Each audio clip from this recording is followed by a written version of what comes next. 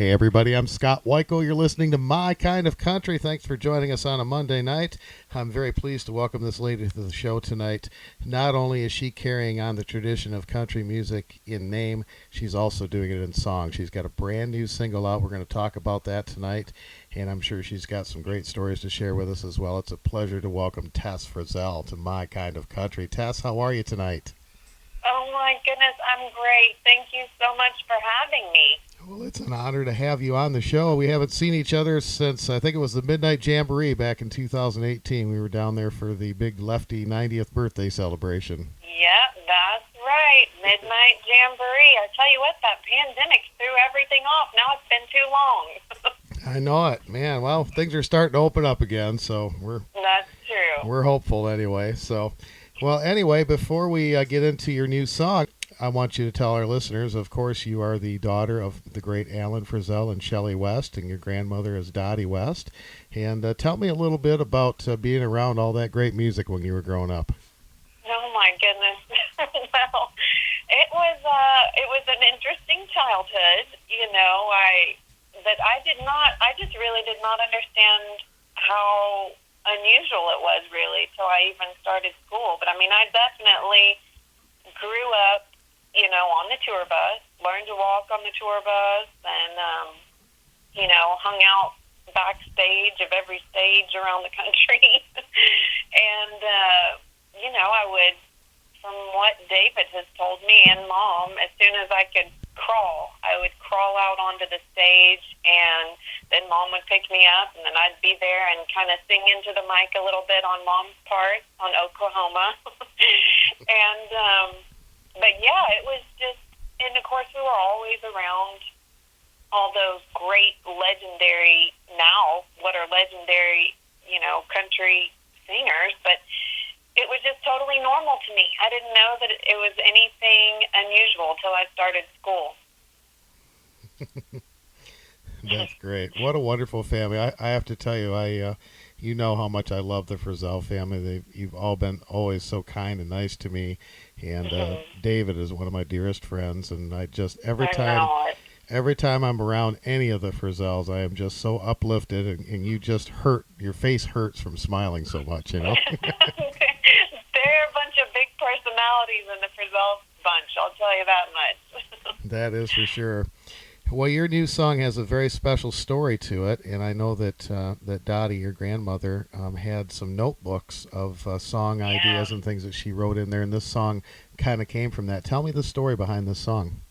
Yeah, I mean, what a cool, special story this is. She had these notebooks, these yellow legal pads. This was actually from the 1960s, and of course her career spanned many decades, but these were from the 60s, and they were just little lyric ideas, an idea here, a title, a hook, maybe a couple of lines to a song, and just a bunch of unfinished songs. And Bobby Tomberlin went through them. This actually started a couple of years ago. He was given the notebooks, and he found an idea for a song a couple of years ago, and he's finished one with Steve Wariner, who, as a lot of people know, she got Steve Wariner started in the business, and so Bobby thought that'd be a great fit. So he and Steve Wariner finished one, and the great Jeannie Seeley, who was a great close friend to my grandmother, actually cut that song, and it's that one was called If You Could Call It That, and that was done a couple of years ago. And that experience was just so magical that Bobby was like, look, that was amazing, like, let's do that again. And so he found the title to this song and maybe a line or two and said, let's finish this one, I feel like this is the one. And so we took the idea and started the song, and we went down to Muscle Shoals and met up with Billy Lawson, who's also a hit songwriter, and we finished writing the song there, and then we cut it there at Wishbone Studios in Muscle Shoals. Wow, there's a lot of history down in Alabama with recording. There's been a lot of great music that's come out of there. Oh, for sure. I mean, it is just steeped in rich music history down there. I mean, it's like they have their own kind of magic down there. And in fact, actually at Wishbone Studios where I recorded, Roy Orbison recorded there, and Hank Jr. actually cut Family Tradition. Of all songs, that one kind of resonates with me.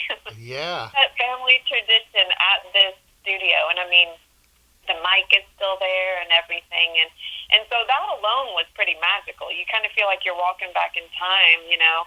And we sat there and we finished writing this song, and you know, was feeling great about it already before I even went in and cut it. And I happened to look down. We had rescheduled the date, actually, to finish writing and then record it.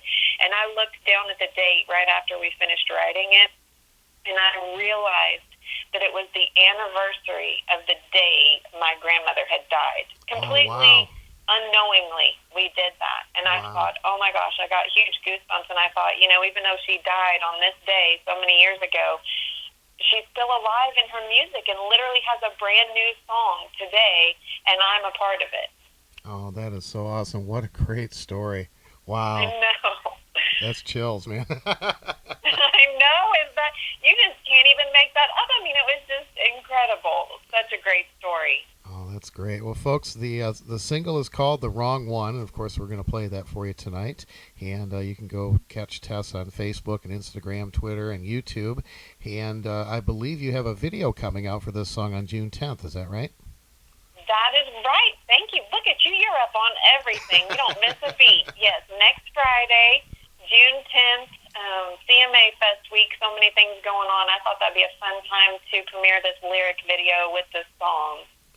Absolutely. We'll look forward to that. We'll make sure that we post it on our Facebook page for everybody to see as well. Yeah. And I know you mentioned CMA Fest. You're going to be performing there on June 9th, right? That's right. I'm going to, first I'll be at the Glenn Campbell Museum, and I've got a show there, 3 p.m. on Thursday, June 9th.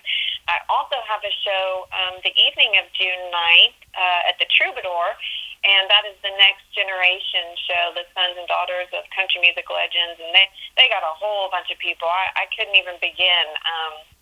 You know, Johnny Rodriguez's daughter. They've got, of course, Melissa Lumen and Bob Lumen's daughter, and they've got, goodness. Yeah, Hawkshaw Hawkins. Husky's son. I wonder if he's on it this year. Farron Young's son. So it's just a fun show, and I love doing that one. So that'll be Thursday night. Oh, that's awesome. We do actually already have that information on our Facebook page, so if you're in the Nashville area, make sure you can check that out. That's always a fantastic show, and there's always some really cool surprise guests that show up at those, too. That's true. Tess, do you have a website set up? I do, you know, and I can give you the information. You can post that. But I really love to have people follow along with me on Facebook, because I post all about my next shows coming up, and that's where I release things like the song first and the video, and of course there's always the occasional baby book picture that I'll come across where who knows who it is. Maybe Willie Nelson holding me or something fun like that that's totally crazy. And I post it there. So that's a great way to keep up with me, is to go find me on Facebook.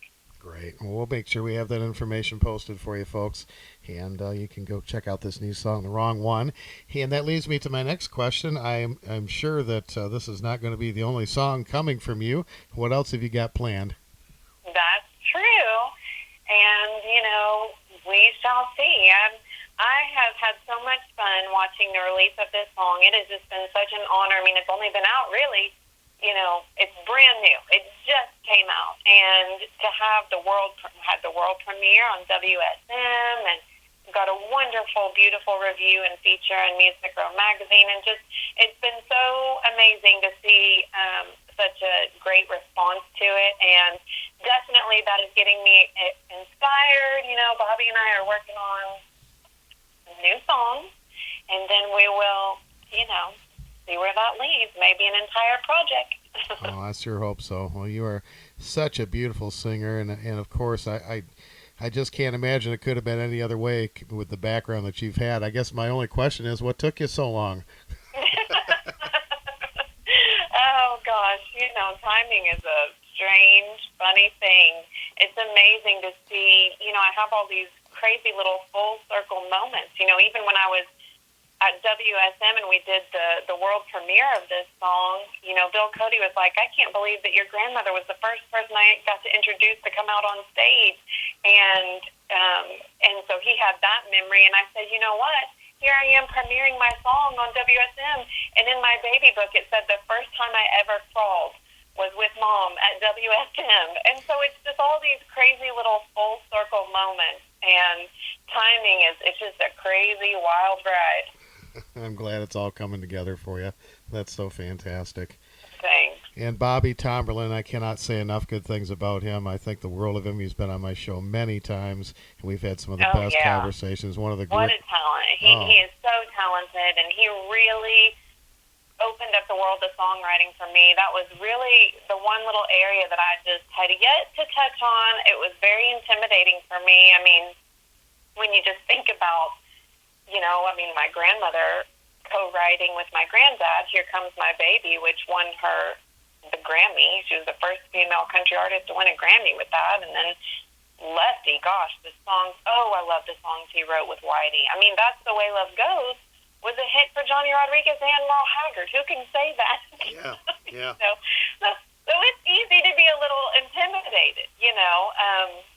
And I just got in the room with Bobby and felt so comfortable, and he was like, you are such a natural songwriter, and it did come naturally, but I had to get out of my head first. Yeah. Well, Bobby has written some country music gold, and the thing that I love about him is every song tells a story, and I can close my eyes and listen to his songs and picture it. You know, it's kind of like an artist almost painting a picture for you. And the other thing is he is so knowledgeable about country music history and just steeped in it and surrounded by it, and it shows through in the songs that he does too. Absolutely, yes. And he is a great storyteller. Yes, he is. Yes, he certainly is.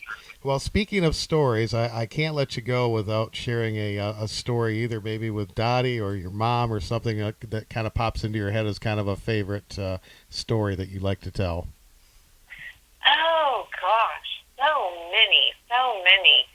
You know, what's really funny is how, you know, I was so little, I have so many just great memories of being with my grandmother. And she was just a grandmother to me. I mean, spoiled the heck out of me. But, you know, now I look back and I see, you know, I had this one memory of being at the Opry and just running around backstage and getting the pink lemonade. I mean, that was just like a playground to me, just running around backstage of the Opry and jumping in and out of the cables, just basically making a playground out of it. And I have this memory of being there with her. She was on the show that night, and my mom and David were actually there. And I remember being there, and then I remember being in one of the rooms backstage with her, and someone took our picture, and you can tell I'm pouting because I wanted to go with her, but she had to get right back on the road. And, you know, I remember being back there and watching her, you know, put her eyelashes on, put her makeup on, and just sitting there on the counter, you know, as she was getting ready and stuff. And so I thought I had the full memory of it, you know. And what's crazy is literally in the past year sometime on Facebook, someone reached out. This is why I love there are good things about social media. Someone reached out and said, oh my gosh, here's a picture from that same night of you and your grandmother where she brought you out on stage. And there's a picture of me holding her hand on the stage of the Opry that I never knew existed. I didn't even know that I had been on the Opry stage with her until that person sent me that picture. And it was from that night. Wow. Oh, that's great. What a great memory. You know, and pictures like that are so much more precious because back then, you know, it was a process to take pictures. You know, nowadays you can take pictures of everything, you know. I know. Not everybody, you know, you didn't have a phone with a camera and a video. I wish, you know, but I'm so blessed at least that, you know, with my family situation, there will still be, it seems like every week something resurfaces, a new video, a new picture, you know, a new story somebody shares with me, and I love it. I love hearing, oh, I saw your grandmother and Kenny back in '79, and they were in this city, and it was great. I mean, I love that because it really keeps our memory alive, and it means a lot to me. You bet. Well, we are going to play a whole bunch of great music from not only Dottie, but David and Shelly, and play a bunch of that Frizzell music. And, of course, we're going to lead off with the brand new single from Tess Frizzell, The Wrong One. And please get a hold of Tess on Facebook and watch for that new video. And, Tess, we're looking forward to hearing more from you. And I know your dad is getting better. We've all been praying for him. I know he's had some health issues, and send him our love and our best. Think the world of him. Thank you so much. Yes, he had a heart attack and open heart surgery, but he's doing great. He's got that, like I say, the Frizzells are fighters, and yes, they are. He's coming back. He's doing great, and we're so grateful that he has pulled through that. And so thank you for all your prayers. You bet. And I have a lot of people ask, how is your mom doing, and what is she doing nowadays? Oh, my goodness. Thank you for asking that. She is doing great. You know, she's retired from singing, but it has been so fun to watch this journey of me releasing this song, and because it's like now, you know, she was the daughter in the situation of this, and now she's the mother, and she has been so excited. I mean, 2 days before the song released, she sent me a huge text about how proud she is and happy release day and all this. And I said, Mom, you're 2 days early. She has just been so excited. And she watched me on Circle TV when I did the interview with Bill Cody and just, you know, cried. And it's just been so fun. But she's very proud, and, you know, she's retired. But it's been a really, I'm sure, very bizarre for her that now she's the mother watching her daughter do this, and so it's been really fun. Well, that's great. Well, give her our very best as well. I will. That music will always live on My Kind of Country, and we're going to play a whole bunch of that for you. And you mentioned Lefty's music. My two favorite albums are the very last ones he did for ABC Records. And all those great songs he wrote with Whitey Schaefer, My Wishing Room. Yes, and my favorite. Oh, man, that's my favorite. And that whole era was just so fabulous. And you're right, those songs were just absolute magic that were written at that time. Yeah, for sure. So we're going to play some of those, too. And Tess, thank you so much for taking time to be on the show tonight, and I wish you the very best. And we are always here in any way that we can help get the word out for your music, and we're looking forward to hearing more from you. Oh, gosh. Well, thank you so much for having me, Scott. All right, here is Tess Frizzell with The Wrong One as we continue with My Kind of Country.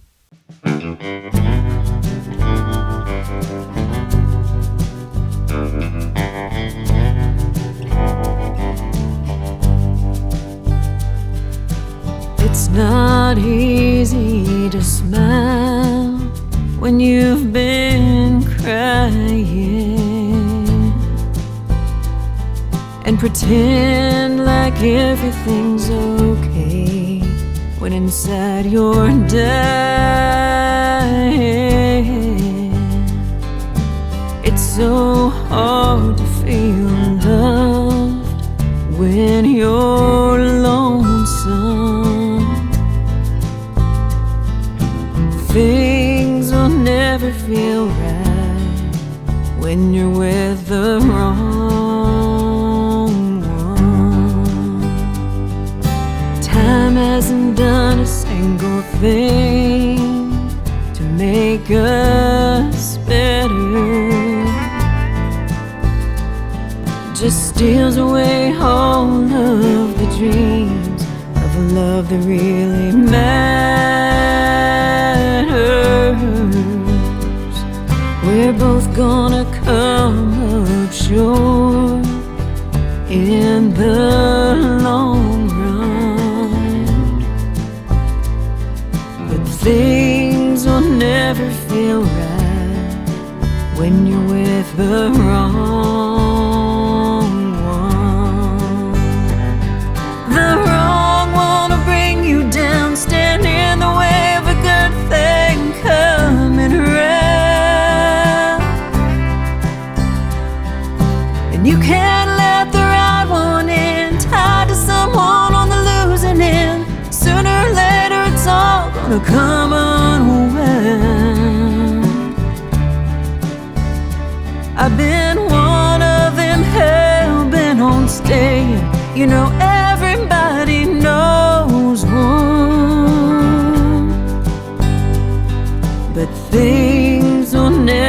feel right.